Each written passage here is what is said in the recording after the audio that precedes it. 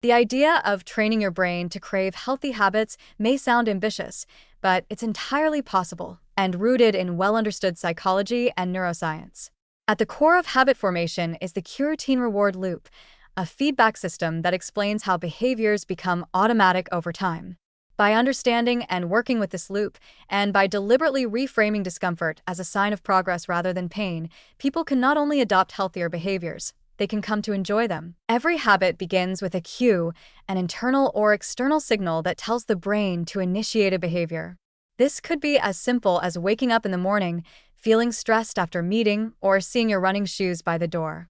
The routine follows, the actual behavior such as drinking water, taking a walk, or stretching. Then comes the reward, which is what reinforces the habit and wires it into the brain's neural circuitry. Rewards can be tangible, like a post-workout smoothie, or internal, like a sense of pride or the calming release of endorphins. With repetition, the brain begins to anticipate the reward as soon as the cue appears. Over time, this craving becomes automatic, and what once felt like effort becomes part of your identity. This process is driven by dopamine, the neurotransmitter most associated with motivation and reward. Contrary to popular belief, dopamine isn't just released after a pleasurable experience, it's released in anticipation of it. That means when your brain learns that something positive reliably follows a certain behavior, it starts to want that behavior. The key is linking the habit not just to the outcome, but to a sense of meaning or satisfaction. For example, if a person reframes post-workout soreness as a sign that their body is getting stronger rather than something to be avoided, they begin to associate effort with improvement. This shift in perception can increase dopamine response and strengthen the craving loop, not for comfort, but for progress. One of the most powerful ways to reinforce a new habit is through positive feedback and small wins. The brain thrives on momentum, and each successful repetition, however minor, builds confidence and pleasure in the behavior itself. This is why consistency, not intensity, matters most in the beginning. Rather than aiming for massive change all at once, building a small, repeatable action tied to a clear cue and immediate reward makes the behavior more likely to stick. Drinking a glass of water right after brushing your teeth. Doing 2 minutes of deep breathing before your morning coffee. Taking a 10-minute walk after dinner.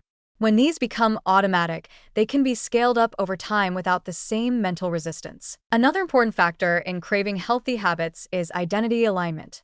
The more a behavior aligns with how you see yourself or how you want to see yourself, the more likely it is to become instinctive. If you believe I'm the kind of person who eats well, or I'm someone who takes care of my mental health, then behaviors that support that identity feel natural, not forced. Neuroscience shows that self-referential thought, the way we reflect on who we are, activates the medial prefrontal cortex, a brain region that overlaps significantly with areas involved in motivation and planning. This means the stories we tell ourselves about who we are directly affect our behavior patterns and how rewarding those behaviors feel. It's also worth noting that discomfort itself can become part of the reward loop if it's reframed.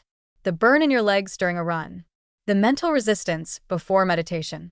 The boredom of a grocery list. These aren't necessarily signs that something is going wrong. They're evidence that your brain is breaking free from old patterns and building new ones. When discomfort is interpreted as a signal of growth rather than failure, the brain responds with curiosity and resilience instead of avoidance. Even environmental design plays a huge role in this process. Just like unhealthy habits thrive on convenience and triggers, healthy ones can too. Setting up your space to make cues more obvious, like putting fruit in plain sight or laying out your workout gear the night before, lowers the activation energy required to initiate a healthy routine.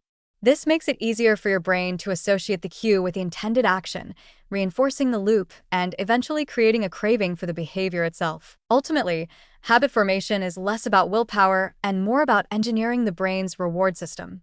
When the cues are intentional, the routines are realistic, and the rewards are meaningful, even small ones, your brain begins to look forward to doing what's good for it.